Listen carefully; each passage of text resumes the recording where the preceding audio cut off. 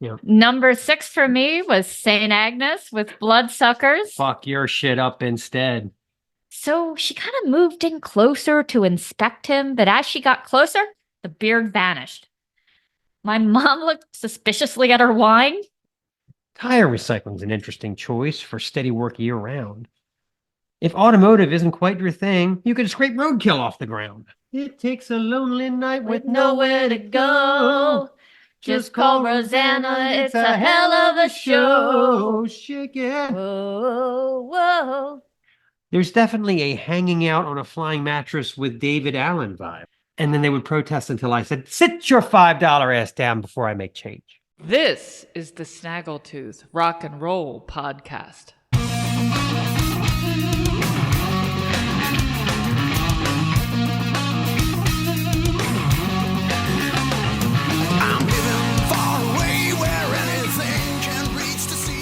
Always record to the cloud. Love the cloud. Do we know what this cloud is? Hmm. Cloudy. What was that movie with the movie about the sex tape? Where they were trying to their sex tape got or their whatever they filmed of having sex went up to the cloud and they were trying to find the cloud. Yeah, that was the same question. And all I remember is this part with Rob Lowe and he's just doing cocaine and listening to Angel of Death. Oh my god. And he's like, I just want to get high and listen to Slayer. It was a D- at best, that movie, but same question. Where is the cloud? Anywho, so any opening remarks?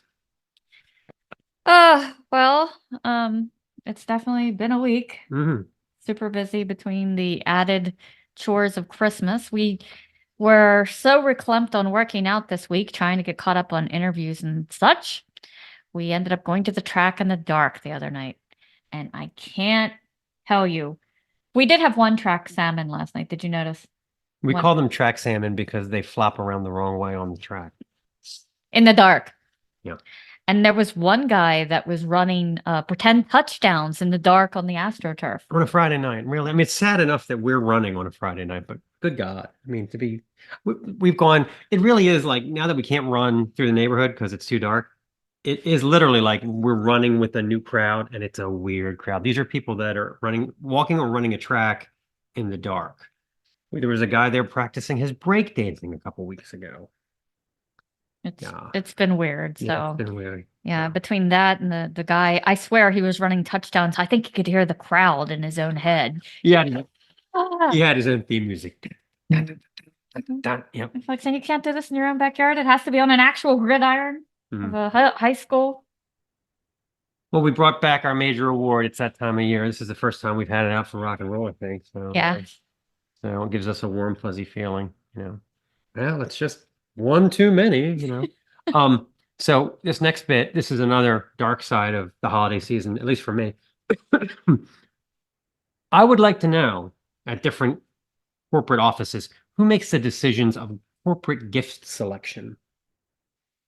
It's like once we get on the list, my company gets on the list, they never take you off because we get shitty gifts from vendors that we stopped using 10 years ago. Multiple shitty gifts. Now, for some reason, because of what I do, I get most of the corporate gifts, I guess, because I deal with a lot of outside vendors, right? So a lot of the outside corporate gifts are addressed to me this time of year. And there's always that same joke. Oh, Mark's got all the great gifts this year. They're not great. Okay. So each time we get a new admin, which we have one this year, I have to sit her down and I give her this spiel. I say, Mary, it's late November. And I want to warn you, we are going to start getting a ton of crappy gifts and they're all going to be addressed to me. I don't want any of them. Don't email me that I have 3 packages of doorstop fruitcakes at my desk because I don't care. It never does any good because they love this gift receiving and notifying thing. Admins always want to do this. Mark, you have a monogram manscaping kit from Everett Trucking Services.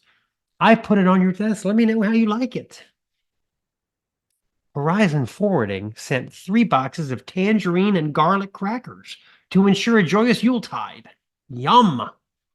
Also will ward off any leftover vampires. McDaniel Warehousing went through a lot of trouble, Mark, sending you that gallon-sized container of hand sanitizer. When are you going to pick it up? Look at that huge hazmat sticker on the side.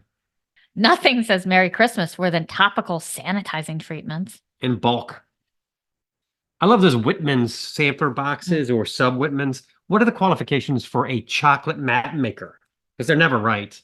They're obviously failed architects that are fond of day drinking. Because no matter how carefully you study the map, I always end up getting the chocolate that has like ranch dressing in it or something. Some of the same names are so vague, you'd be better off with the Magic 8 Ball, you know? Yeah, they're pretty bad. We always get those towers of gifts that look really big, but you open the first box and there's like 2 packets of hot cocoa. It actually was in one of the two, not boxes, packs of hot cocoa. Sadistic choice last year, I remember. I don't know if it's happened this year, but 2 separate vendors sent us what looked like a bottle of wine. I think they were using the boxes for bottle of wine, and then you opened it up thinking it's going to be wine, and it's small or large to small shitty cracker boxes all in a bow. Talk about disappointing. And we made this joke last year, but it still applies. All the crackers and shitty cookies that can't be sold throughout the year, they just say, "Oh, just put a bow on it, put it in a Christmas basket." That's how to get rid of that shit. We got this year in a gift pack sriracha, and it was called pretzels. If you looked, it wasn't even pretzels; it was pretzels. Yeah, that looked terrible. Yeah. You know, yeah. So before I forget, this week's seltzer sponsor is inspired by the band St. Agnes. It's Fuck Your Shit Up Instead soda. Very refreshing and bubbly. So let's fuck each other's shit up instead. Mm. How about the last bit? Yeah, you know what? Like I said, those shrink wrapped food baskets are always weird and yucky. Like you said, the flavors are nasty. It's like Old Bay caramel popcorn. Ugh. Yeah. How about some tasteless water crackers? Yeah. And some biscotti that you can chip a tooth on. I soaked mine in hot coffee for like a week and it was still hard. Mystery mixed nuts and odd pine flavored cookies that smell weird. Can't wait. I actually had somebody come up to me and go, "These smell horrible. Smell." So this next discussion is called Unclean Beasts, the Triumvirate. You're probably wondering why behind me I have parakeets. Well, I'll explain it. Speaking of unclean beasts. They are gross. We had 2 parakeets when I was growing up. Their names were Abba and Indy. And vile as they were, we didn't really have any problems with them when we had them in the cage that came from the pet store. Then one day my parents went to Pier 1 Imports and they found this Taj Mahal looking thing, this multi-level cage made out of bamboo. They must have really loved it, but it was obviously not made for live birds because as soon as we put those 2 bastards in there, they chewed through the wood and got out of the damn thing. And it was every day they were getting out. They would fly. We lived in a townhouse. They would fly from one side of the house to the other, perch on the curtain rod so you couldn't get them. Catching them was nearly impossible because they were so nimble. If they got tired and landed on the floor, you could like throw a towel over them and scoop them up. Sometimes I would go to grab one and I'd just get like a handful of feathers. So they'd fly right into the mirror in the living room, smack. And I always wondered why they didn't think, hey, look, that other bird looks just like me. It's coming right for me. Like they apparently never made that realization. It's like, I'm not backing down. He is. Nope. My father took the cage down and spent hours lining it with chicken wire. Took him like a whole Sunday to do it. They must have really liked this thing. He put those 2 little birds in there, and in less than a day, they had chewed through the chicken wire, chewed through the wood, and were again flitting around the house, shitting on everything, dander and feathers all over the place. So we started plugging the holes with wooden clothespins, right? Like the ones you see behind us. They could chew through those too, but it took them a few days to do it. So soon the entire cage was it didn't even look like a cage anymore. It was just this weird art sculpture made of clothespins that had like 2 birds trapped in it. God. That was the look that my parents went for. Yeah. Yeah, I've had my share of birds. There's a reason for the term dirty bird. I would never have one again. Between the feathers and the dander and the seed hulls and the poop. I remember them being nasty in a steel cage. But when we did this little Taj Mahal experiment, it was just, it magnified everything. It was just the worst. So when my kids were little, I bought a nativity set that had wildly cartoony wooden characters in it, and they all had like fabric clothing in it, stapled onto it. Mhm. At the direction of my daughter, she said that the wise men should come from various other rooms, and every day they would advance. Would you like move them around? Oh yeah, yeah. Okay. When no one was looking, and they'd be like, "Oh, look, he moved." It was kind of like a before Elf on the Shelf, This is except it was way before Facebook. wise men on a journey. Yeah. So they would move closer to the manger every day or so. The blessed infant was no more than it was about a thumb-sized piece of wood. It kind of looked like a thicker version of those spoons you used to eat ice cream with, Okay. the wooden spoons. And it just had like a piece of white swaddling wrapped around it. So all you could basically see was a little brown face with two black eyes, and that was it. So we had a very rambunctious kitten who was always into everything. And I'm cooking dinner one night. My son comes running in yelling, "Taco has the baby Jesus." And the cat was so pleased at the chaos he was creating, would not give it back, ran around with the wood baby Jesus in his mouth as we chased him through the house. And my son was yelling, "No, not the baby Jesus, bad, bad cat." This scenario was repeated at least twice a week until I finally decided we were not even religious and discontinued the manger drama. Yeah. And if you think that's a good story, we're going to close it out with the mystery of the bearded snowman. So growing up, we had, a real tree, and my mom used to work in Montgomery Wards. That's a throwback. But they had a special on the snowman ornaments. So my mom bought a bunch of them, including the tree topper, which was one white dancing snowman. I mean, he didn't dance. He was frozen, in mid-dance with a top hat on. So one night my mom was drinking wine, admiring the tree, when suddenly it looked to her like the snowman had grown a dark beard. So she kind of moved in closer to inspect him, but as she got closer, the beard vanished. My mom looked suspiciously at her wine. Someone slipped me a Mickey. And when she looked back up to the snowman, the beard was back. I think your mom had earned her wine pants by this point. She repeated this a few times, but each time the snowman would be clean shaven when she got close. Finally, putting the wine down with frustration, she approached slower this time, unwilling to blink her eyes as to figure out the mystery. Finally, she could see it. Covering the snowman's cheeks and face were hundreds of tiny spiders that were apparently making a home in the tree. The tree was infested with spiders. I can't wait to ask her how she got rid of them. Or it might have been the warmth of the house. It could have been an egg sac that just happened to hatch after they got the tree in the Did house. you have to bomb the tree or have a raid festival on the Christmas tree? That's a joyous Yuletide right there. Our feature interview this week is with Liv Jagrell of the Swedish metal band Liv Sin. We have a great talk with Liv about her exciting career that spans over 20 years between her current band and former bands like Sister Sin and Into Desolation. So make sure you stay tuned for that. Okay, let's play a song. This is from Liv Sin's 2019 album, Burning Sermons. The song is Slave to the Machine.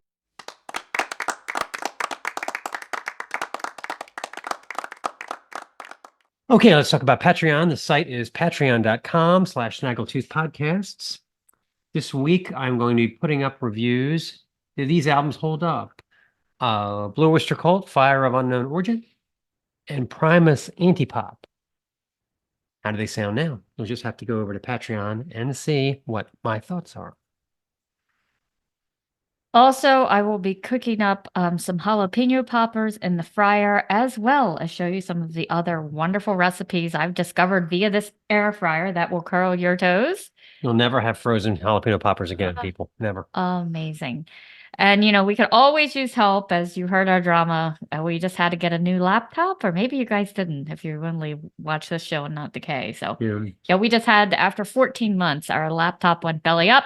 So if anyone is in the Christmas spirit and would like to help us out just a little bit, you get a great deal in return as far as exclusive content. For $6.56 a month, you get more Market States than you can handle. So. And I'll run the Christmas special. Our first 4 patrons will receive a Snaggletooth mug. It's double-sided.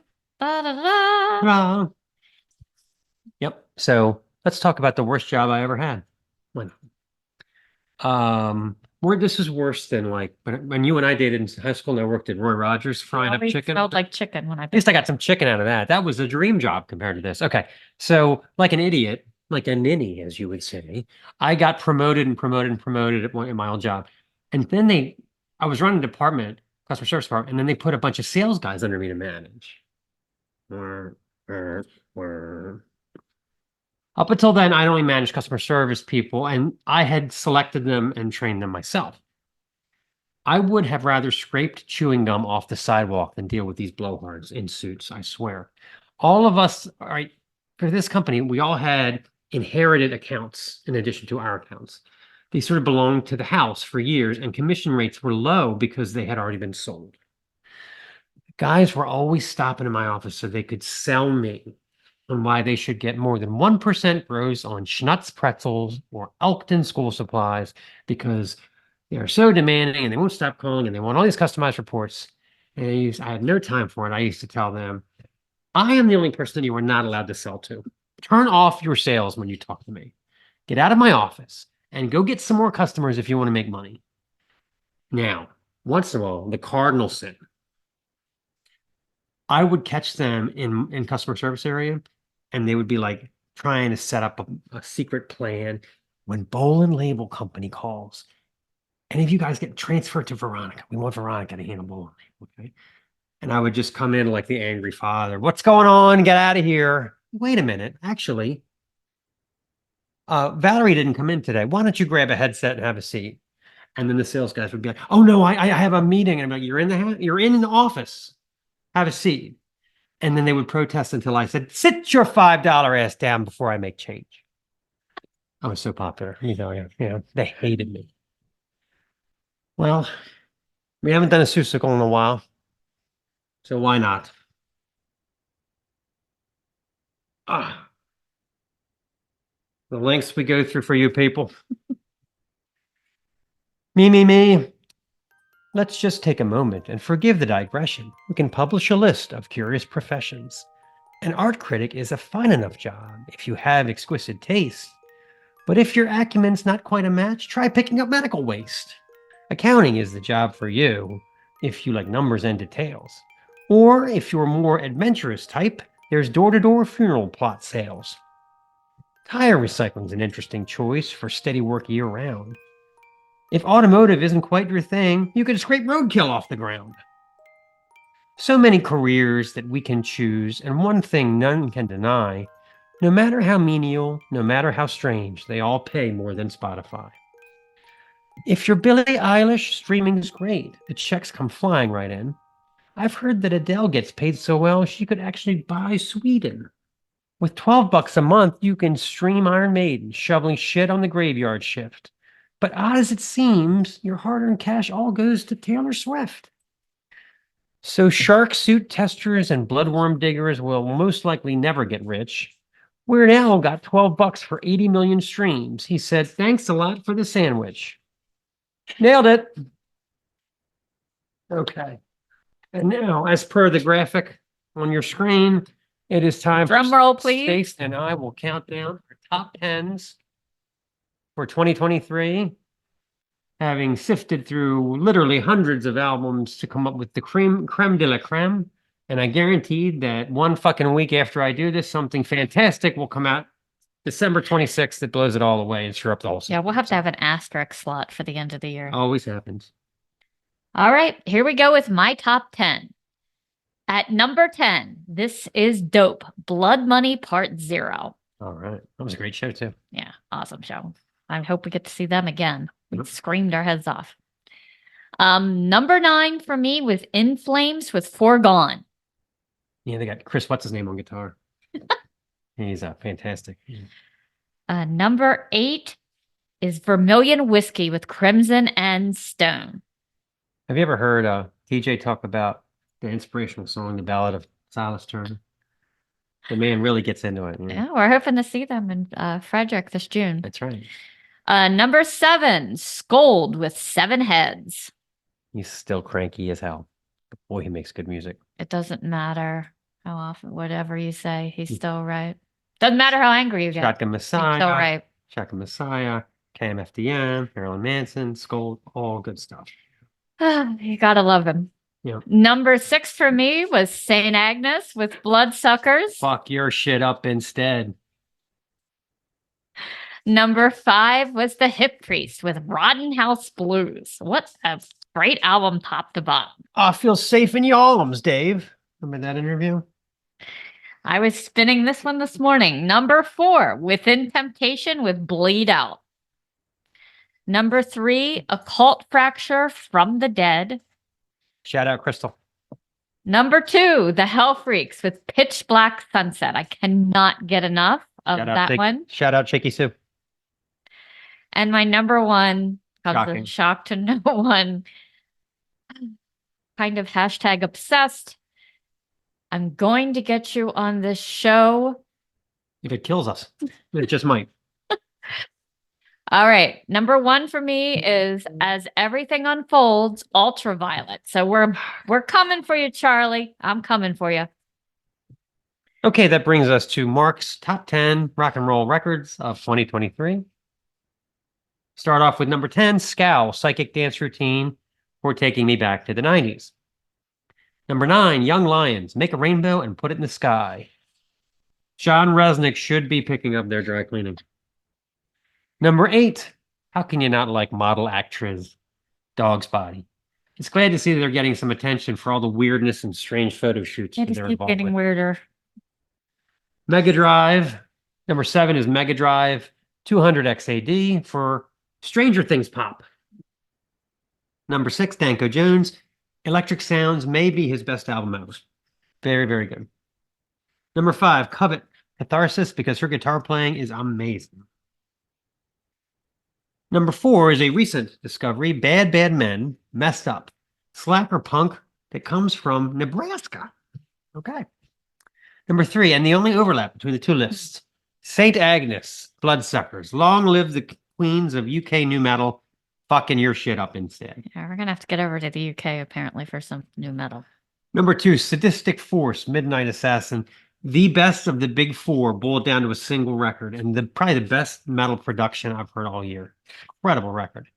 And number 1 should come as no surprise. My number 1 album of 2023 was Sirith Ungol's Dark Parade. The old dogs basically schooling everybody else on how it's done. So there you go. There's our top 10s. So why don't you introduce the next song? This is a song from Liv Sin's latest album, Kali Yuga. This is Anti-Hero.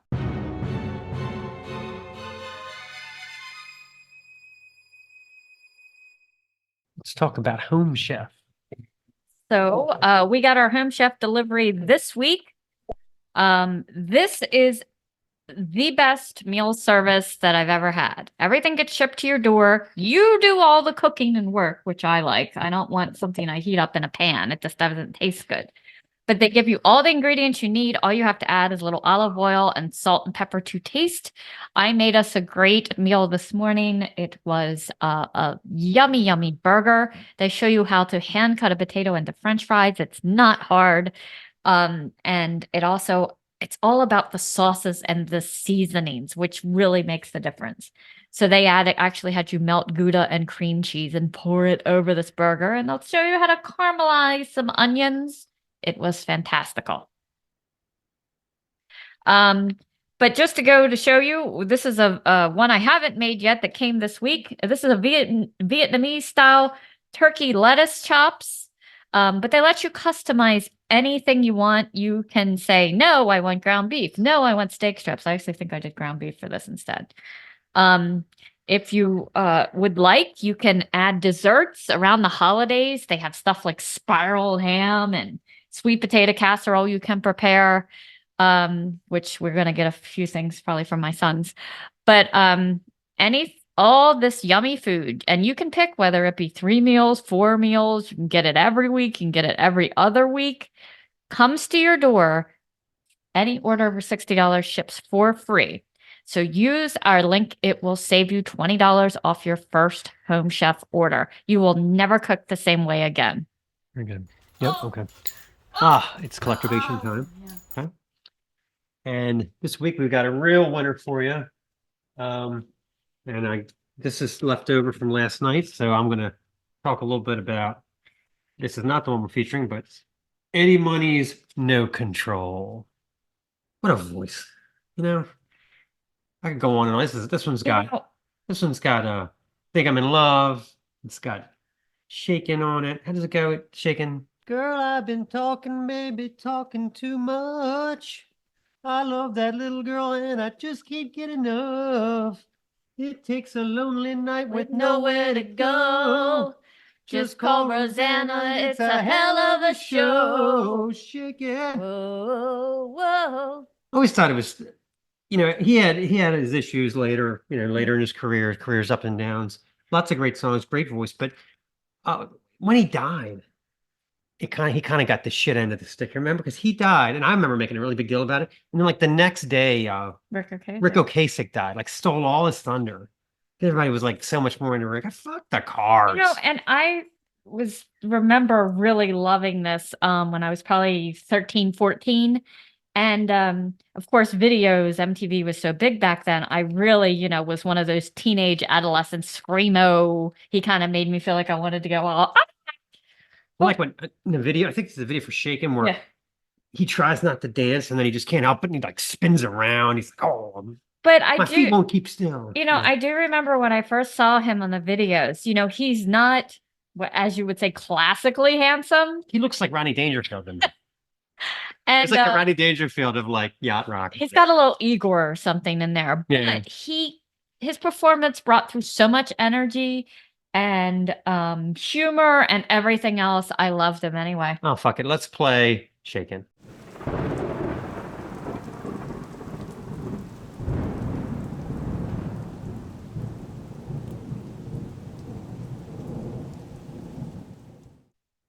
Okay. All right. We love you, Eddie. R.I.P. Eddie Money. But we're going to talk about this week for Collectorbation, Rush's 1976 classic 2112. And I call this review, Screw You, Silvery Space Wizards. I mean, first of all, before I get started, I got to say, hello, ladies.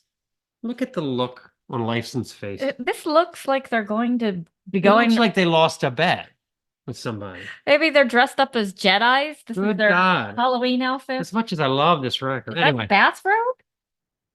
All right, anyway, so we've all heard the story, but here it is again.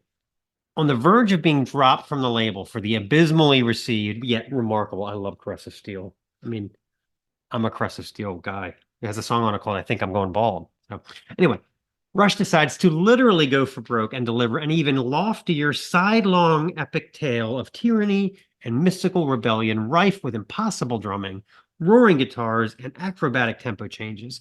It's an album that changed the game for them, suits and critics still puzzled by their approach, but granting carte blanche for Rush to follow their ambitious progressive tendencies to their heart's desire for the next 30 years. So let's play a song. This is A Passage to Bangkok.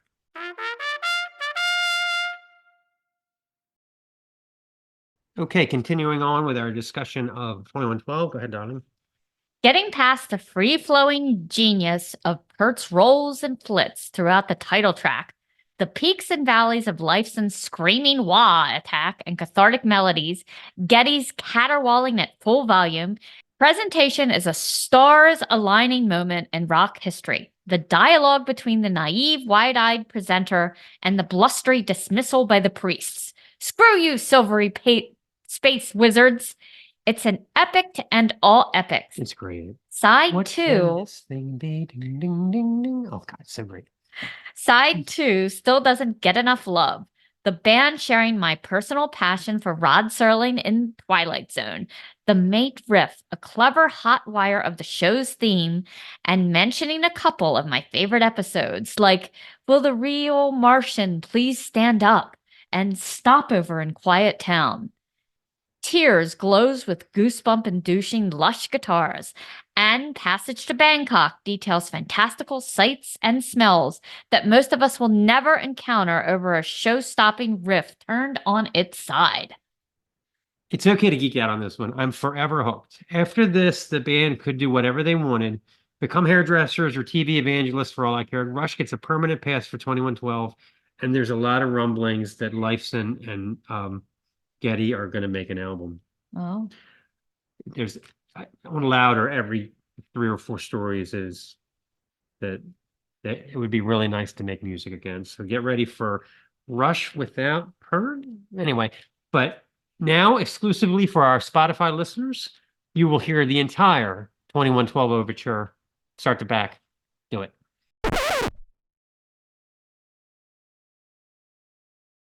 Okay, let's interview the Let's interview the introduce. Let's introduce the interview with Liv Sin. here's our chat with Liv. It was great to finally have a sit down with her and learn all about her stories, tales from the road.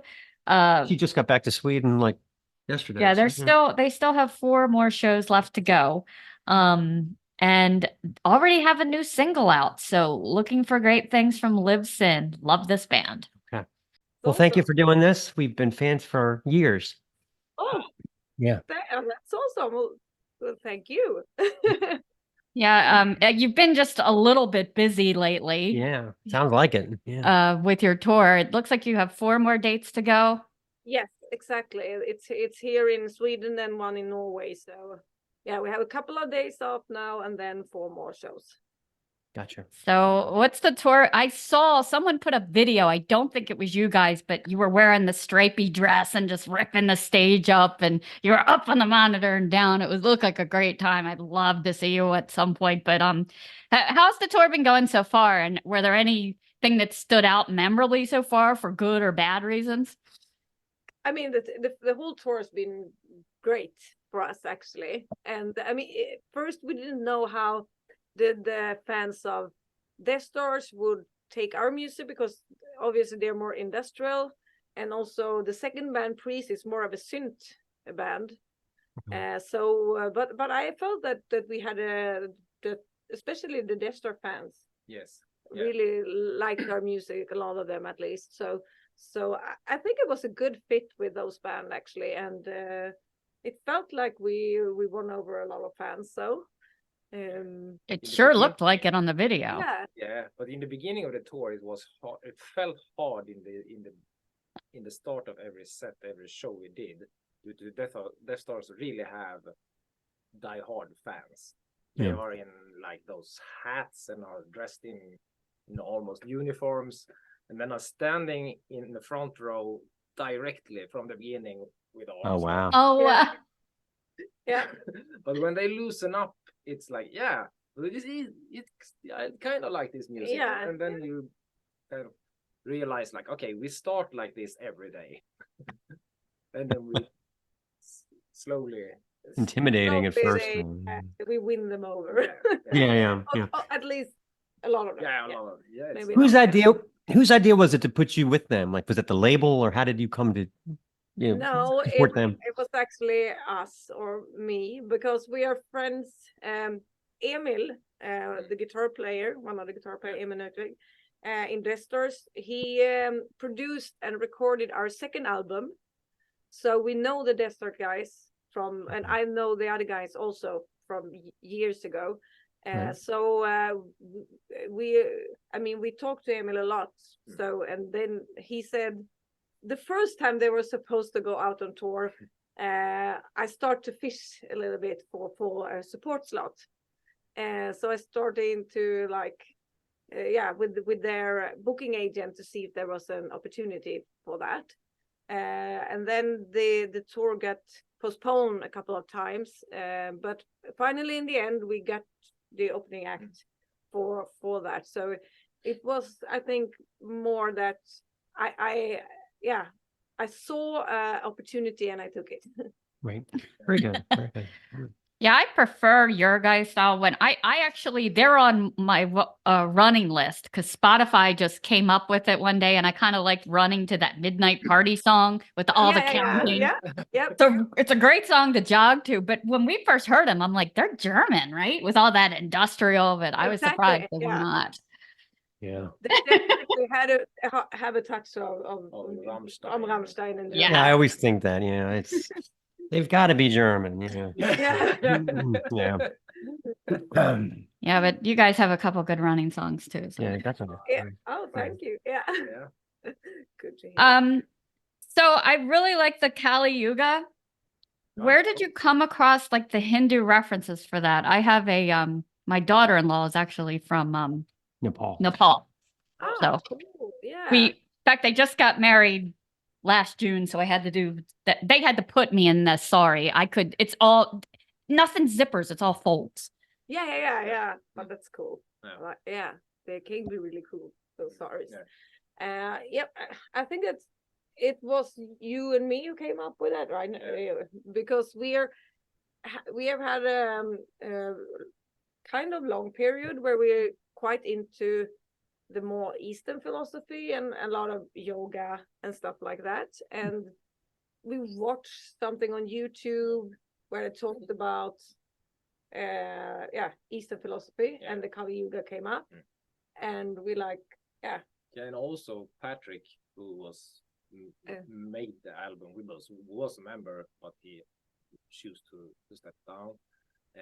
He had an idea of the title of Atomic Clock, or Doom's Clock, Doom's Clock or something like that. Yeah. But to me, it was a little bit.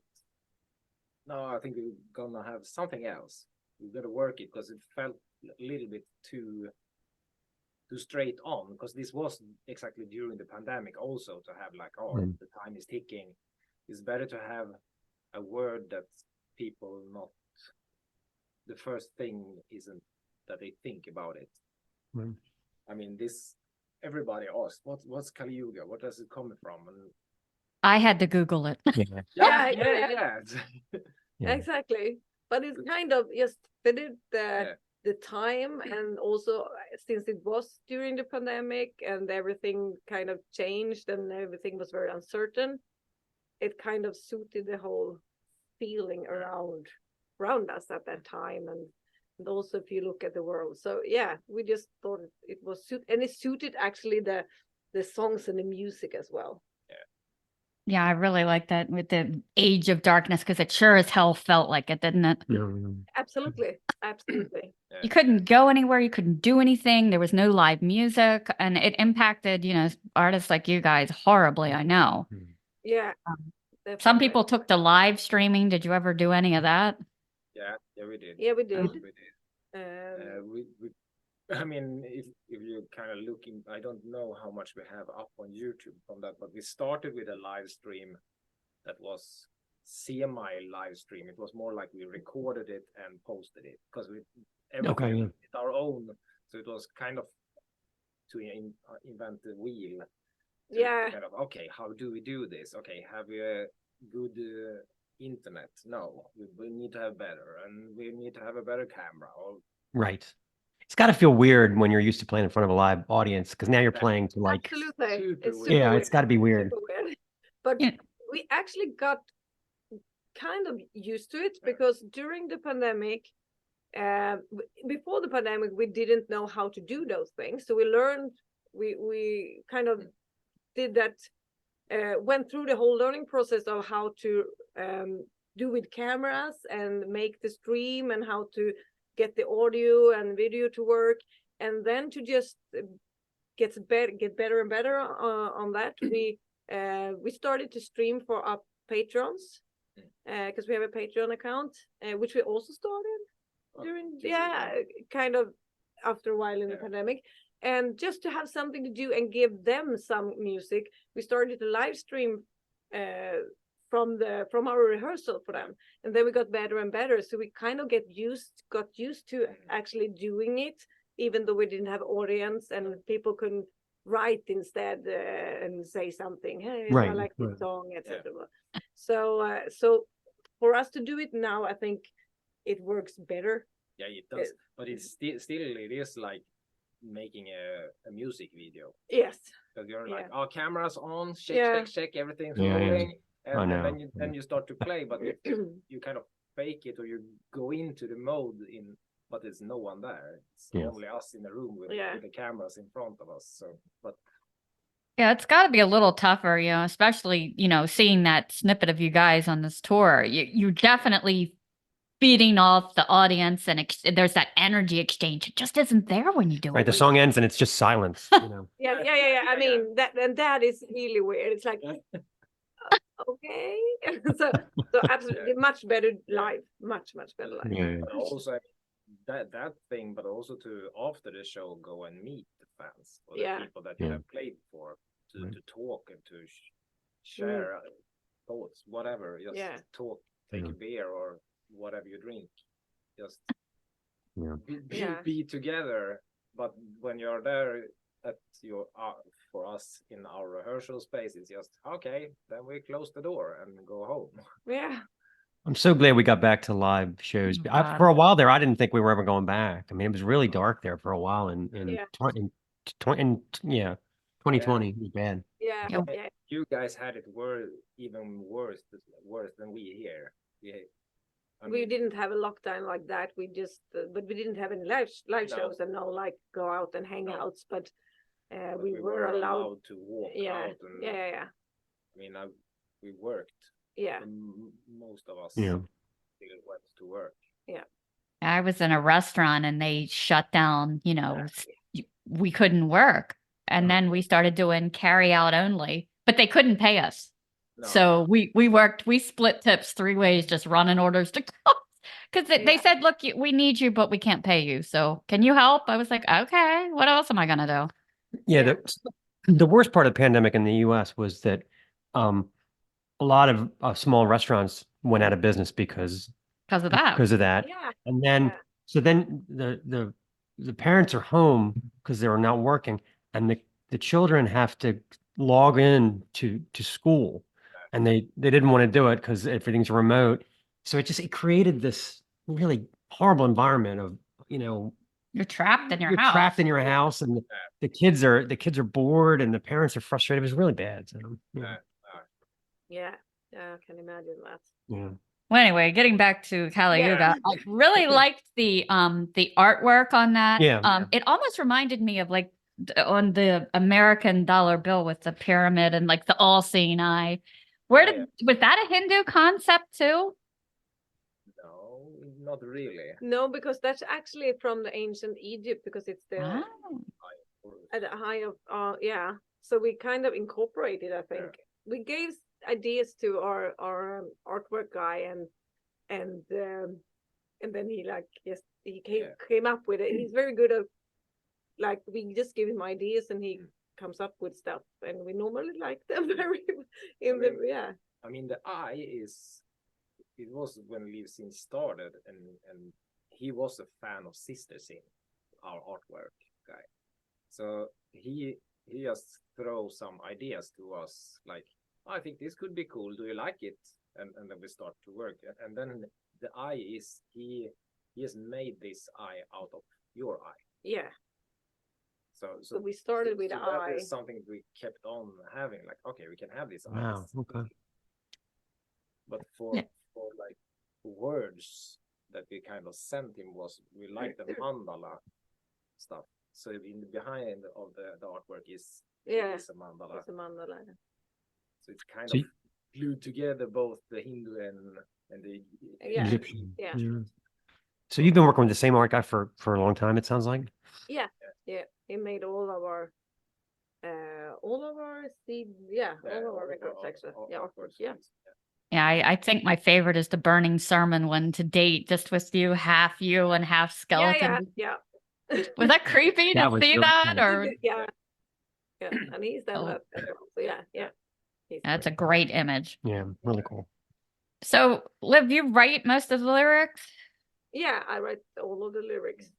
So it was always curious to me, do you write in Swedish or English? English. Always? Yeah.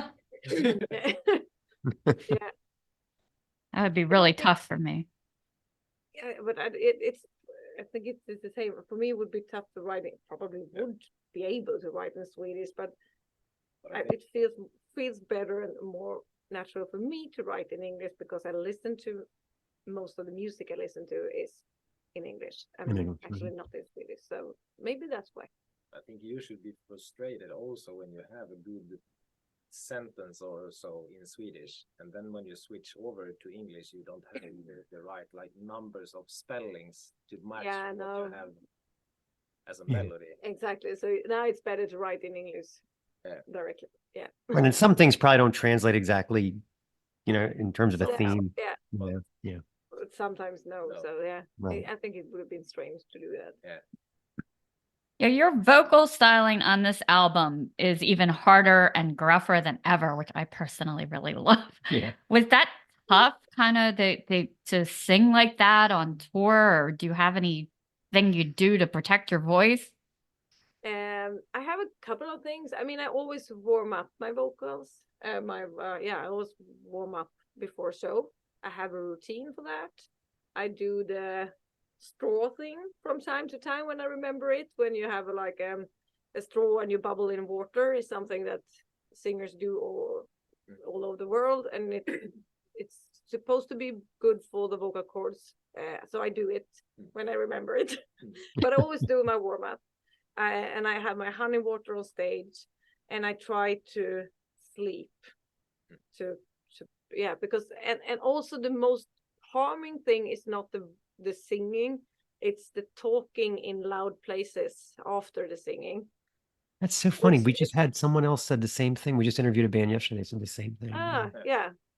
So normally that is where I have to like be careful and not talk too much or not be late on late out in places Yeah. where there are a lot of music that is loud or something like that. Really interesting. But I think that I kind of found a way that it feels like I don't hurt my vocal cords so much anymore. And of course, I mean, this was 5 weeks we've been out now, and the 3 last shows I could feel it. And I couldn't I could feel I had to work harder for the high notes, and sometimes I could feel like they didn't sound as good as I wanted them to sound. But the rest of the tour had worked very well, and I did even catch a cold, and it actually worked. And it's the first long tour that I've done that have not affected my vocal cords. So I must be doing something right. Must be doing something right. Yeah. Yeah. The only other person I've heard with that straw thing was Garnica. From Yeah. Well, Thunderbolt. now they're in Gems, but Right. yeah, she said that she does Yeah. that too. I was Yeah. like, wow. Yeah, that's right. Yeah. So you kind of had to regroup after Burning Sermons a little bit after Tommy and Christoph left. But how did you go about finding their successors, and how do you know who's going to be a good mesh for your band? I mean, that's always the hardest part to find people that match the band, because obviously you can find good musicians, but they also have to work in the personalities has to work, and that is hard. But for us to find our new bass player wasn't that hard, because the bass player we have now, Daniel, he used to drive us. He used to be our driver when we played in Sweden. Oh, okay. And he also played the bass. So we always knew that if we need another one or someone to jump in or something, we had him, and he knew the songs because he's been with us driving. So that was kind of he was the easier one. Yeah, because he also stepped in when we played in Japan. Yes, he did. He stepped in already. Instead of Tommy, when Tommy couldn't. Yeah. So he stepped in. So it was kind of easy. Yeah. So to say. So he was the first one that we talked to, and then we had a little bit more hard time finding a guitar player. We tried out the couple. And but then Jay, you found him because you work as a drum teacher. Yes. And he's a guitar teacher. Yep. Okay. And he was like he was stepping he in. was subbing for the guitar teacher that had a room beside me. Okay. So one day when I walked out, there was a new guy there. So I talked with him, and it was a nice guy, and we were like, we are glued. So we became friends, but he was like playing with everybody at that time. So I just had him in back of my head. Oh, it would have been fun if Jay didn't play with a lot of other dudes. Right. But then for some reason it was actually a live stream we had planned, Yeah. We asked if he could step in and just play the solos for the songs, Right. and he was like, "Yeah, it could be fun." And that then we also got to know that he had stepped off the other bands. Yeah, And, yeah. And we start with, okay, do you want to be a part of the recording process? Because we have almost every song's finished, but if you can play solos on this song, on this and this, and so that was the way with him.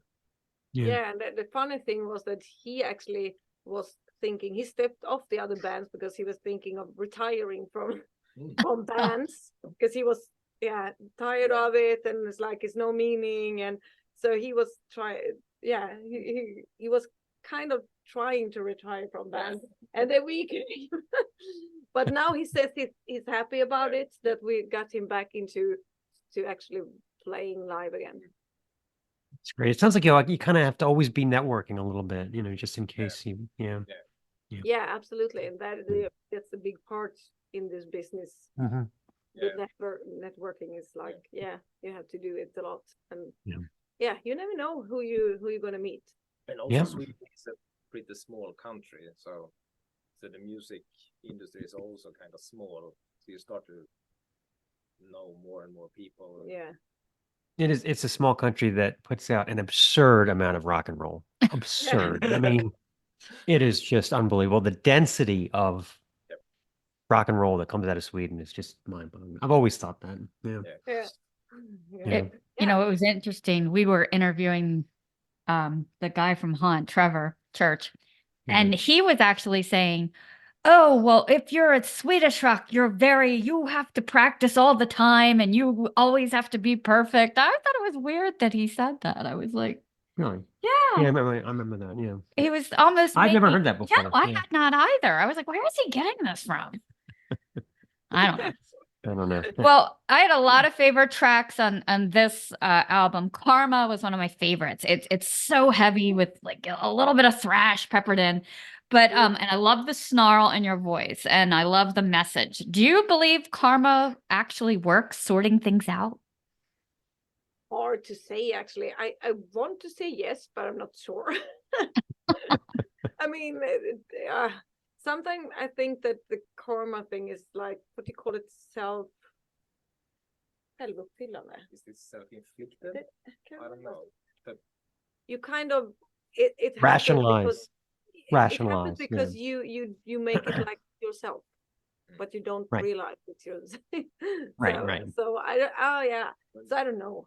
No, but I think, I mean, karma in like that word, but it's to me is like, if I'm kind to you or to you, I get most often get kindness back.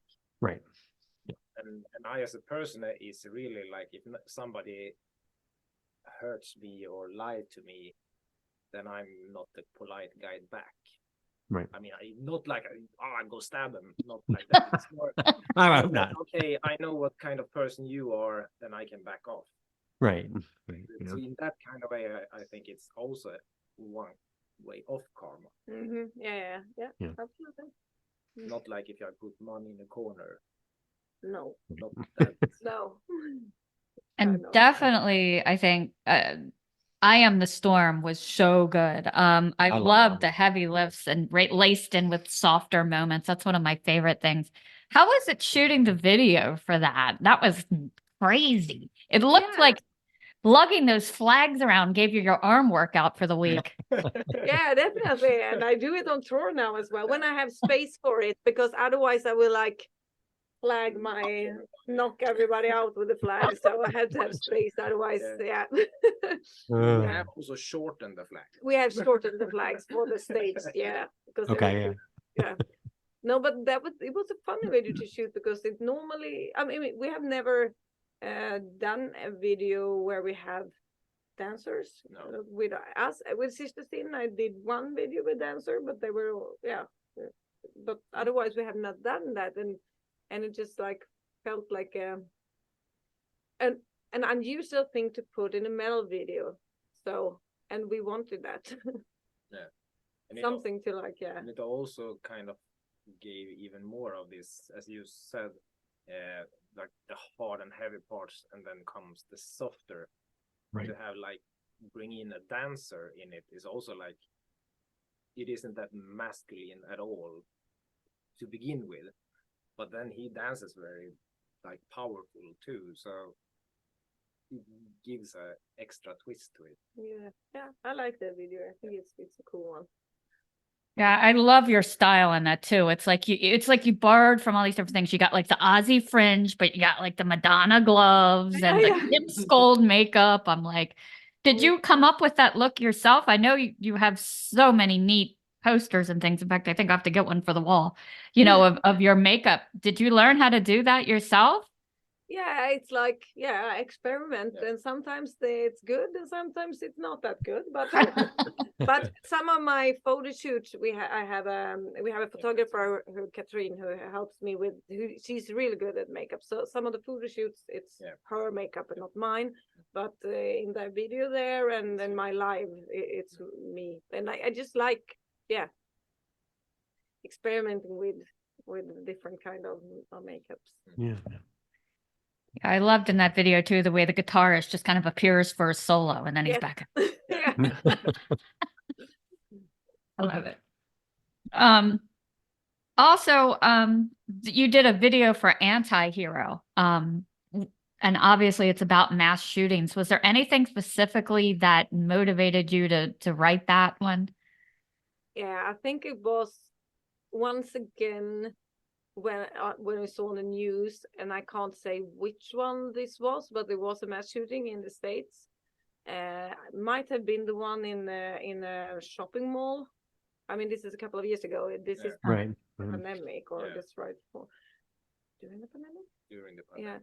Yeah. So that again got me upset and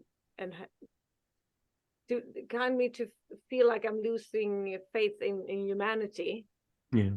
And I just thought that's something that I want to write about, a subject that actually, that even many others before me have done it, but still I think nothing happens. It's like the same old story goes just over and over again and never ends. So I was This is just kind very of frustrating. funny story. I used to work for a Danish company, and I was in Denmark for something work related, and that was when the Baltimore City riots happened, where they were burning police cars, and of course that was in the city, and I lived like 20 miles north in the suburbs. But I remember I came down to breakfast and it was on, and all the Danish people were like, "Mark, are you going to be able to go home?" And I was like, no, that's not like across the street from where I live or anything. No. It's another part of the city, but they thought I was going back to live in a war zone or something. So But it's always a matter of debate, and there's no right answer. Like, what is the solution to less? Is it forcing mental health care on people? Is it gun control? But what do you think would be, in your opinion, the answer to stopping it? I mean, obviously we are very Scandinavian, and here in Scandinavia we have hard gun control laws. So we are brought up with the idea that no, you don't have a right to a gun, and you have to go through different kind of what do you call it, paperwork and controls, etc. to get a gun, to even have it here. I mean, in Sweden. I think in Sweden, due to I don't know that much, but to have a gun at all in Sweden, I don't think it's nearly impossible if you're not a cop, or if you don't like compete in gun shooting or something like that. Or you are a hunter. But if you're a hunter, that's a rifle. Yeah, rifle. But Okay, it's hunting rifle. You can't have like a semi-automatic gun at home. Then you are in the army. I don't know about Sweden. Maybe you guys can tell me. So I know that in Norway, no matter what your crime is, like the maximum sentence is like, I think 20 some years, and they're constantly rehabilitating you the whole time. Like you're being taught a trade the whole time. Is that the same way in Sweden? Because in the United States, it's not like that. In the United States, when you're convicted, they just try to keep you in jail as long as possible. So no, but here it's in like it same way. Okay. Yeah, that you have the rehabilitation, and I mean, and it's been proven that it works. Yeah. But now we have politicians who want it more like in the US. Unfortunately, Our system is soulless. terrible. Yeah. And I think also like Uh. we have in Sweden the word for it, like jail. Yeah. It's like crime care when you go to. It's not just you are in jail, obviously. That's the Right. word. Fängelse på svenska. Yeah. But then we have like And the crime institution, care. oh yeah, Institution it's like is criminal Yeah. care, yeah. criminal care that we are taking care Care of of them and the- try yeah. at least. Yeah. Yeah. No, I think that's a very progressive approach, much better than ours, much better. Yeah. Yeah. Yeah. Yeah. Me too.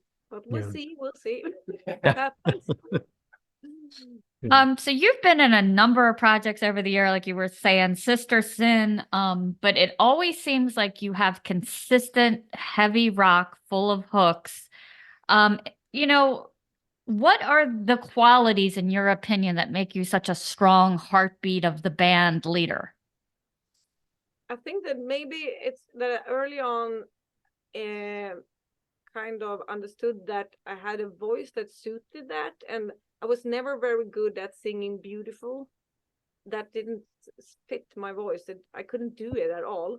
And then I found rock music, and I always had a very strong chest voice. So, and that was pretty heavy from the beginning. So I think that also made like that I found something that I could, okay, this works for me. And yeah, I just felt like this was for me very early on. So, and I mean, I've tried to sing musical and other stuff, but I don't like it. And I mean, soul music or blues, but it's kind of the same way to sing actually. Right. So it's not that far. It's not far away from rock or metal if Right. you listen to the soul singers. So it's kind of the same singing anyway. I can tell it's in your blood. Yeah. I was curious why you kept the Sin from Sister Sin to Liv Sin. That So- that was mostly kind of the idea from label and management to have something to relate to Sister Sin, so the Ah. Sister Sin fans would know that even though Sister Sin didn't continue, I continued. Right. So that was mostly that the name came up from, the choice of the name came out of that. What about your other projects, Hysterica and Into Desolation? What were they all about? Well, Hysterica was all female band. They still kind of exist, I think. But they're friends of ours, but they haven't played for a long time now. But I think they are like sleeping, existing. Yeah. Okay. It was a lot of kids. Yeah, a lot of kids Yeah, there. Yeah. So But I found them, or they found me in Stockholm when I just moved to Stockholm, and I thought it was just fun to have a all female band as well. So I jumped into that band for a while, but it got too much with both Sister Sin and Hysterica, so I had to choose, and I choose Sister Sin, and another girl got into Hysterica, and they continued. So, but it was a lot of fun. I think I don't remember how many years I was in that, but it was not so many. But we had a lot of fun, and we did some fun songs. We wanted to be like the female version of Manowar, I remember. Oh, wow. That's great. Yeah. So, Yeah. and Into Desolation was a friend back then that it was his project and he needed someone to sing. And then, yeah, so that's how I got into that. And I haven't, Linus, it was his name. I haven't met him for many, many years. But it was a good music. Very good music. I don't even know if I've heard. No, you have No. not heard because I don't know how to find it. No. All right, so we play a game on the show. It's a random question game. So since there's two of you, I have 100 questions in front of me, but each of you will only answer 3. So I want you to pick 3 numbers between 1 and 100. So 3 each. Yes. 3 each. Okay, so should I start? Yeah. let's take 65 and 48 and 17. Okay, I go easy. 3, 21, and 81. All right. Damn you, middle age. I have to put on the glasses to read now. All right. 65. Do you like horror movies? And if so, Liv, what is your favorite? No, I don't. So I don't have a favorite. I don't hate one. No, not into that at all. That's funny. Our son hates horror movies. We love them, so we can't ever Yeah. talk about it. He gets upset if we even bring it up, you know. Yeah, I kind of the same way. Yeah. I can't say I don't understand it at all. I'm like, why am I? This is a waste of my time. Right. Why do you want to be scared? Yeah, Exactly. So no.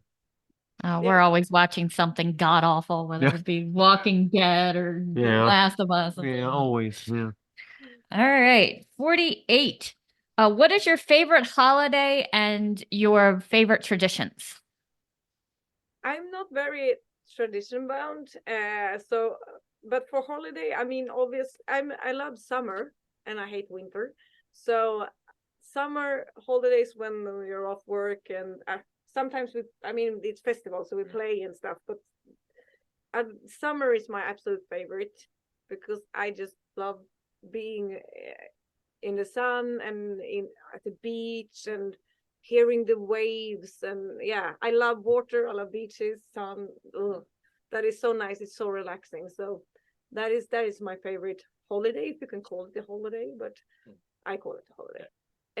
And for traditions, God, I don't know if I have so many of them.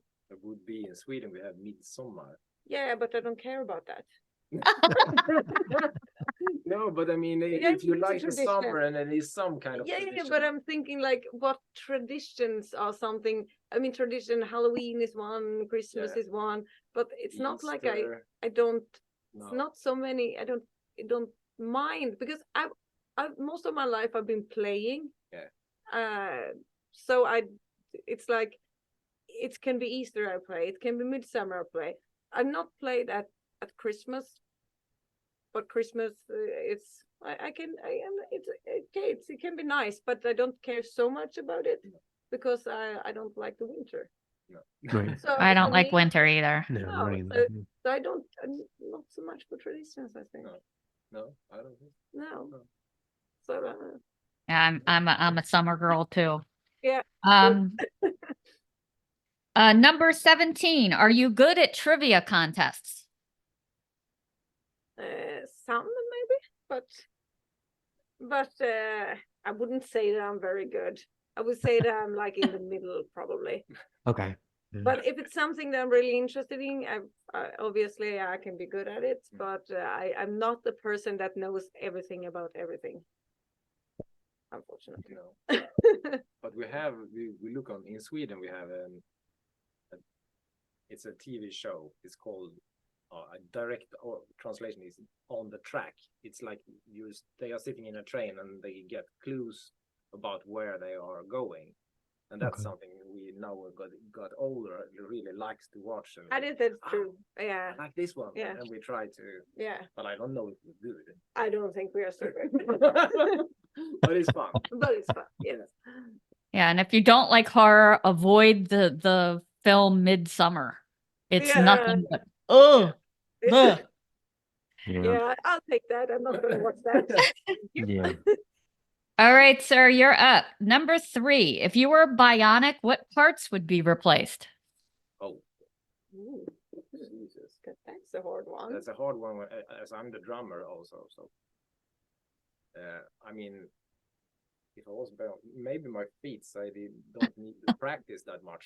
No, so they just like to Yeah, if I could Or double just need to bass. be like programmed to like Yeah. I want it to be this and it's constant. That's cool. It's a good one. Yeah. That's good for a drummer. Yeah. I'm pretty sure. You ever seen that cam where they go behind Dave Lombardo? I'm pretty sure he's bionic. Good God. Yeah. Yeah. Wow. All right. Number 48. Are clowns creepy in your opinion? Clowns. Oh, there's a difference between clowns to me, because I mean the McDonald's clown or those circus clowns, they are not scary, but in horror movies, clowns are freaking Oh, yeah. maniacs. Yeah, they're always freaking Yeah. freaky. Yeah, a little bit, I Yeah. think, actually. Yeah. All right, so we're up to 81. Yeah. Do you sleep on your back, front, or side? And how many hours a night do you typically sleep? No, I sleep on my side, on both sides, because I need to switch. Yeah. Mm. So I'm twisting all the time. But how many hours? I would say I would say 8 hours, but it can be less. Yeah, 6 to 8. Yeah. Sometimes it's So yeah. so I'm not a long sleeper, so to say, or rather I don't need that much sleep. I still work as a human. Some people with like 8 hours, they are maniacs. Yes, questions like that. It reminds me, I had to go see I had to get my physical, and the doctor had a form I had to fill out, and they asked, "How much alcohol do you drink per week?" And I was Yeah. like, "Oh, I don't want to do that, man. Can I just say a couple per day?" And Yeah. It made me very uncomfortable, that question. Yeah. I can imagine. Yes. So, as a female front woman, was there anyone who inspired you, or more than one that kind of inspired your styling and your delivery? And At the first, no. I only had male idols in the beginning when I started. It was like Halford and Sebastian Bach. Yeah. And I had a couple of females, but not in metal though. It was Aretha Franklin and Eva Cassidy. But after a while, Angela came in Arch Enemy, and I really loved her attitude. And she's still one of the best front figures, I think. So absolutely, she inspired me more of like her appearance and attitude than the music or the style at first, at least.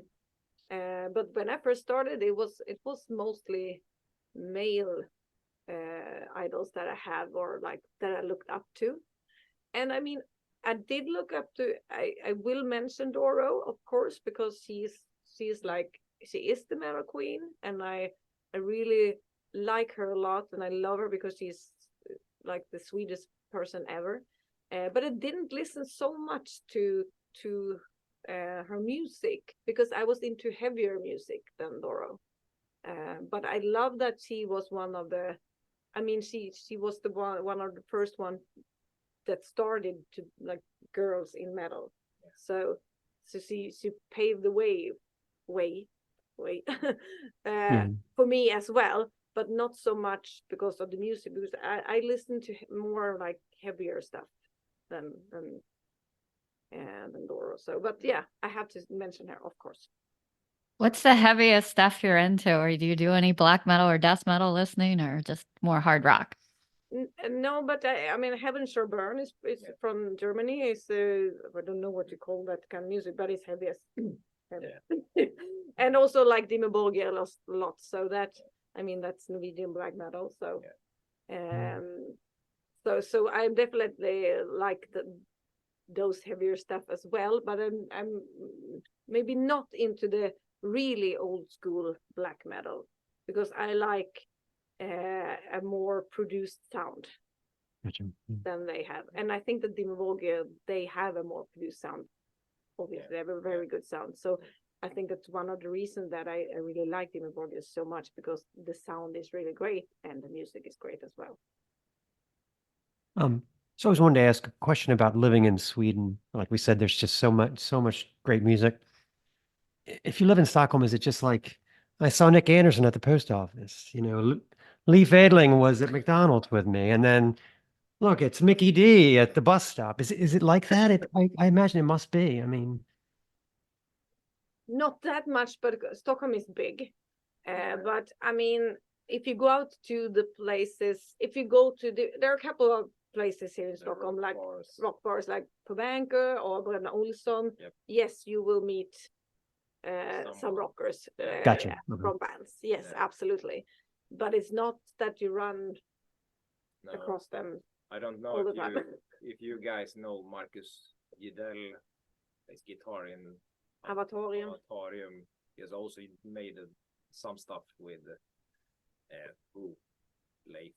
Yeah, with Oh, I lost the name of the band. This is so what? I lost the name of the band as well.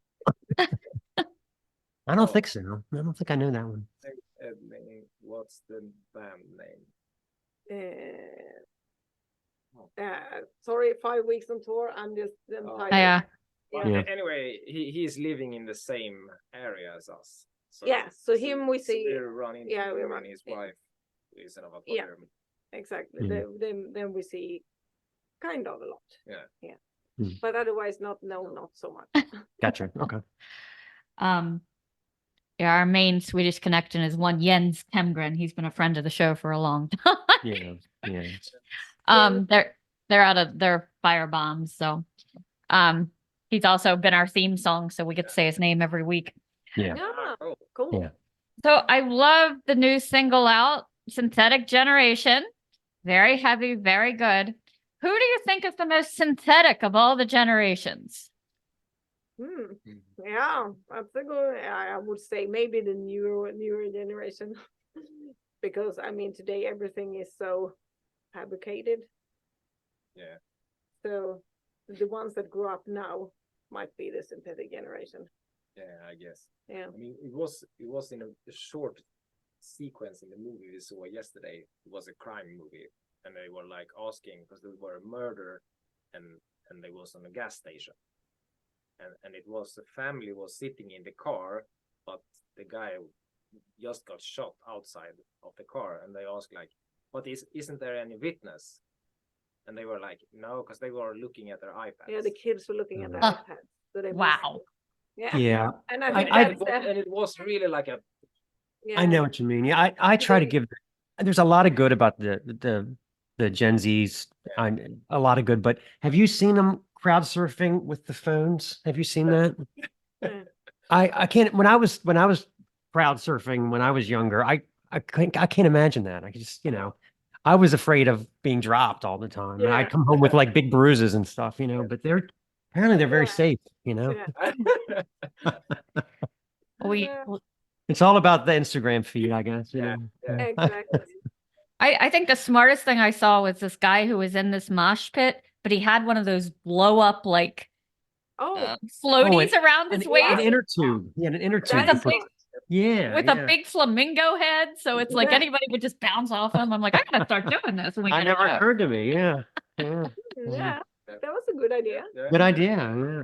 So you were always so good with keeping up with your socials. I admire because I'm our social secretary. So I know how much it can be draining to update this, but you always do so great with promotions and contests. And is it exhausting or does it come naturally?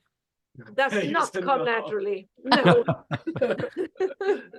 No, we worked hard on figuring out, or we're still figuring out how to do it and how to make it work and how to not do too much. Because it's easy to get into the idea that you have to do this and this and this and this and you have to be perfect. And because I mean the last year, I mean I've been trying to record vocal covers and put it all the time, but sometimes it's like, is it the work I put in doesn't give back Right. that amount. No, I get that. And then you have to like evaluate and like reconsider, is it really worth all this time, or should I do it somehow else?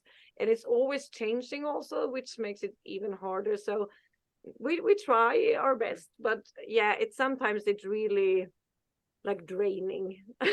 Frustrating. Right. And then sometimes something that you didn't think was that great gets this great response. Yeah. And that makes it even more hard to Yeah. figure It's out, like, you know? oh, yeah, absolutely. It's just me and her standing at outside a concert hall got a Yeah. ton of hits, but the video that we worked so hard to make perfect got a lot less. It's like, you know, Exactly. And what do then you you're like, do? You know? wow. Yeah, and also you start to think like, okay, if I post on Fridays at 6:30, I know. It'll drive you it's crazy. best. Yeah. Okay, oh, Yeah. we do it, and we do it for a couple of weeks, and it's super, and then it's like, boom, Yeah. nothing. Yeah. We're just not meant to figure it out. Have you guys tried, have you figured out threads yet? Like, I don't Oh. understand how Because that works. we can't have that here. No. It's Oh, you don't have because to- of oh. European GDPR law. Okay. It's when we have, if you're in European country and you're set to European country on the Yeah, phone, you can't, yeah. we are not able to download it. It's not there. Okay. So Well, I couldn't even try it. yeah, it's not from where I'm standing, it's not worth it yet because we can't It's figure out how it works. It's very weird. I'm still working on that. Yeah, I thought it was And supposed to be like Twitter, but it's not exactly like Twitter. It's- TikTok is another weird one. Have you tried that at all? Yeah, Do it a little bit, I forget about it for a couple of weeks and I try again. Yeah. But Yeah, a bit it's like, tiring. again, it's like you either get 8 hits or 8,000. Well, and Yeah. then like now TikTok is telling me it's trying to encourage me. It says post videos that are longer than a minute, they get a better Yeah. response. But then if you look at the analytics for what you post, it says most people stop watching after 3 seconds. So I'm Yeah. like, So why what post do you one- do then? It makes no sense. So whatever. and also You what could I drive heard- yourself crazy, you know. Yeah.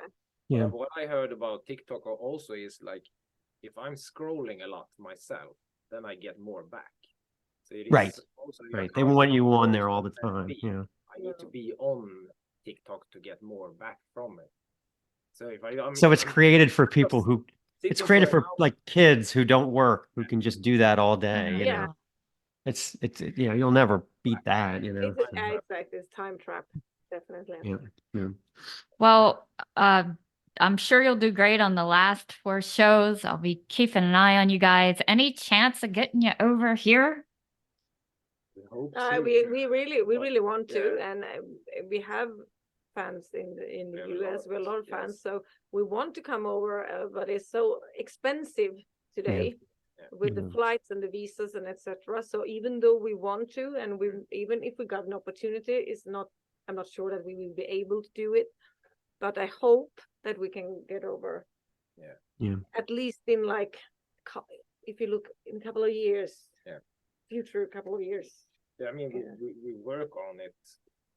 I'm not constantly, but we have it in mind all the time due to both our management is in the US and due to also Sister Sin toured a lot, so we have a lot to Yeah. go and pick up. So to say, we haven't been there with Liv Sin at all. I know the visa stuff is really scary. I mean, we're constantly seeing like our bass player who didn't make it through, Oh, like, his visa Infected was Rain, rejected. that was That's horrible. right. Yeah. Yeah. They Yeah. lost what, like 4 or 5 4 or tour 5 shows. shows that because of the delays. Yeah. I felt so bad for them. I was Yeah, watching yeah. them. Yeah, Well, so hopefully- it's harder to get over nowadays. So we really want to. We hope that we can come over soon, but at the moment it feels like a little bit far away. Okay. Unfortunately. Yeah, we'd sure love to see you guys. We So, should, yeah. well, thank you so Yeah, much. thank you. And we'll continue to spin. And I guess there's going to be a new album coming down the pike if they're singles, huh? This one actually It was. we wanted to do something. We wanted to release something, Mhm. and Before this before the tour.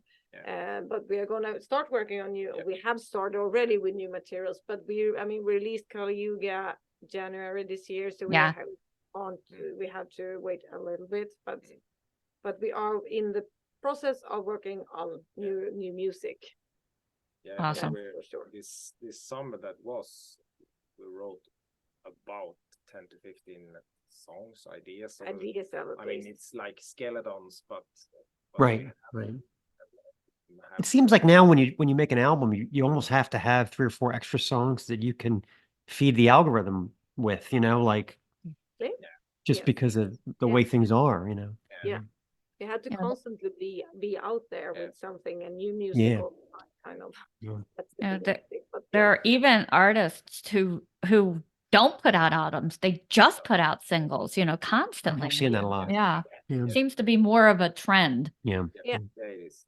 absolutely. Yeah. And I mean, there is also like it's difference between labels. Some are this old school. We release a record and we have the singles in front before Right. the Yeah. album, and then it's more of those kind of new thinking or new trying how to say that. Like we post, we just putting out singles, and if people like those 10 singles, we put them in an album.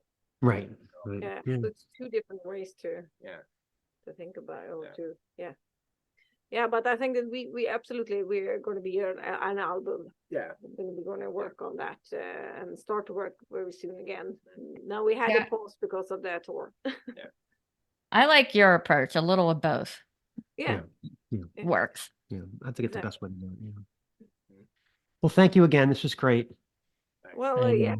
Thank you for having us. Yeah, So that's great. Yeah. Yeah, we were just watching YouTube does a wrapped video. So I didn't know they kind of did one, but if you hit yourself on YouTube, it'll show you all the music videos you've watched. So I didn't know threw that on the TV last night while I was finishing up the tree. So you were in quite a few of them. Oh, cool. Oh, cool. Thank Yeah. you.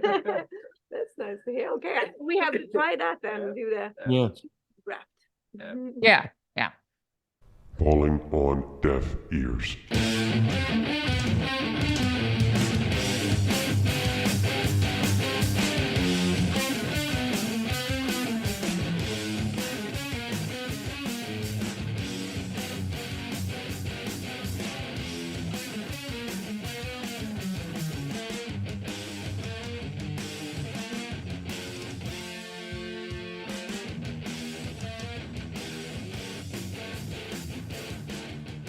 Okay, it's time for Deaf Ears. Deaf Ears 1 is Unprocessed, and the album is called And Everything in Between. I like how they have ... and everything in between. Yes. I am so drawn to the blend of heavy mixed with pop, enjoying the juxtaposition of light and dark in the hills and valleys, taking you in and out of both realms. Never, however, have I heard music that Frankenstein together so many different styles and then pumped in the electricity, as by this four-piece out of Wiesbaden, Germany, Unprocessed. This is a beast that arises unlike any that I have heard before, breathing to life a new genre. This merger is the brainchild of one Manuel Gardner Fernandez. After seeing how fast his fingers fly, plucking away and coaxing the guitar to emanate sounds that I at first thought might be the sprightly tones of a synthesizer, it came as no surprise that he started out playing classical guitar at the age of 6. And Everything in Between is the 6th studio album for these mixed doctors of metal, pop, industrial, classic, and rock. A lot of it reminds me of, it's like they've all mastered the intro to Mean Streets, that percussive, like kind of, you're playing drums on the guitar. It's difficult stuff, and they've all mastered. Even the bass players doing it on the Those videos. hands going. Some standout tracks are Love, which bursts in with drums climbing the rope, guitar picking, and gruff growling vocals with speed at dizzying and invigorating. Around the midpoint, all dissolves away to some ethereal synth wave before succumbing into the heavy once more. The track Thrash, ironically enough, begins softly with that signature style of soft, jumpy guitar before its inevitable dive into the rhythmic drums of Leon Pfeiffer that soon turn wild. There's even some ambient noise that sounds like a reel-to-reel tape that had run out, flipping away. Flip, flip, flip, flip. Manuel's husky voice evoking, "You're someone's fake messiah."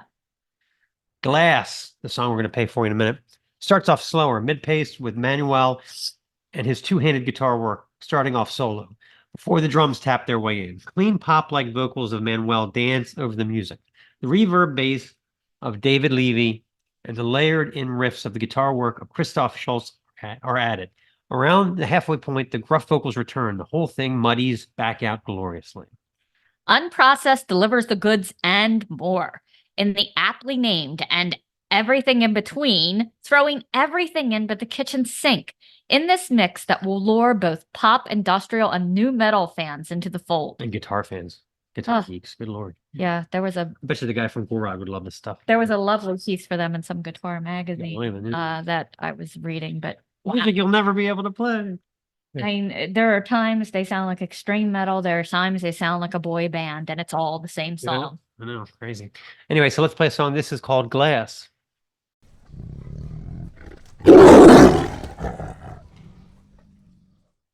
Deaf Ears 2 is Vanishing Kids, Miracle of Death. I do try to be the first one to the dance, but it doesn't always work out that way. I resisted Spotify until about 2 years ago, since I have an entire room of CDs and vinyl in my house. I resisted Drizzly for the longest time, and I'm actually afraid to try Instacart. But in the case of Madison, Wisconsin's long-running drear metal stalwarts, Vanishing Kids, I just totally slept on them. Completely unbeknownst to me, this band has released 6 albums, including this one, since their formation back in 2003. Mainstays Jason Hartman and Nikki Dromirity have cycled through an eyebrow-raising number of drummers and bassists to get to this current lineup. One look at the album cover for their latest Miracle of Death, and it's obvious we're not looking at a kids' bop situation. 7 songs cover 40 minutes of haunting, NyQuil-soaked vocal melodies, sinister keys, and lots of guitar solos. So, like, their page on the Metal Archives is curious. Like, their entire 20-year discography was just put up after a raging argument that they don't belong there by the purists. And I think the purists lost. It's weird. So, anyway, but this stuff falls somewhere between, let's say, Dead Meadow and In Solitude, with Stranger Things synthesizer accompaniment thrown in all over the place for good measure. We're talking about cold, gothy, and despondent, but heavy and full of memorable hooks. The waltz time Demon Glove is unnerving from the start. Funeral March organ giving way to distorted riffing as Nikki moans her hooky incantations that lead to a surprising, rip-roaring guitar solo from Jason. The gloriously titled Feral Angel is another achingly beautiful song, steeped in worn synth lines and guitar wheedles that creep wounded over nearly 7 minutes. Finally, there's Forlorn, a decidedly welcome to the machine Floyd vibe on that one, no drums at all, and organ lines right out of 1972. It's weird, it's wild, it's arresting. Here's to exploring the back catalog of another great band from Madison, Wisconsin. Yeah, indeed. Yeah. So let's play a song. This is Demon Glove.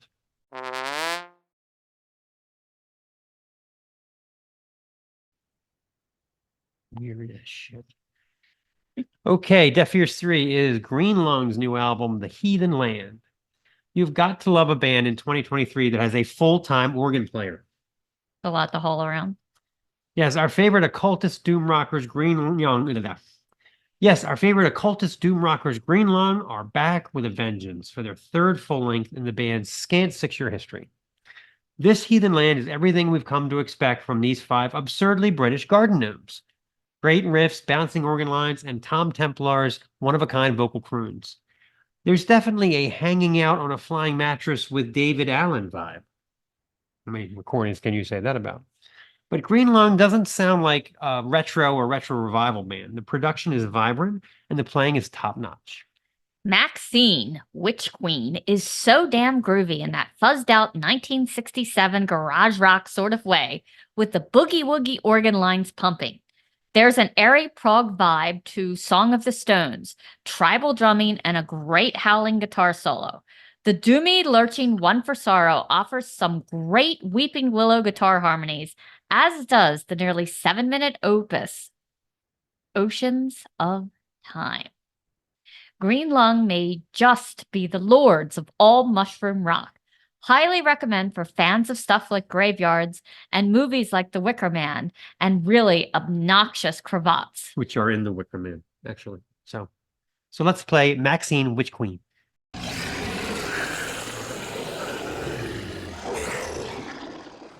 That was a good one. Lots of good music. Yeah, really good. Nice to talk to Liv. Very cool. Yeah. Lots of dirty, disgusting pets, birds. Filthy animal. Dog. Yeah. And of course there's the terrible Christmas gifts that you get at work. Yeah. Oh, corporate gifts are the worst. Parmesan and onions. Yeah. Crackers. This has been the Snaggletooth Rock and Roll Podcast. Special thanks to Liv Sin for appearing on the show. Snaggletooth theme courtesy of Jens Kemgren of the Firebombs. Deaf Ears theme by Tim Green of the Fucking Champs. Season 3 artwork courtesy of Casey Angel. You can find him on Instagram at Casey Angel Art. Deaf Ears bands. Check them out. Green Lung, Vanishing Kids, and Unprocessed. All content 2023. The Snaggletooth Rock and Roll Podcast. Shaking. Whoa. Stop it, a fingers. Whoa. This is the Snaggletooth Rock and Roll Podcast.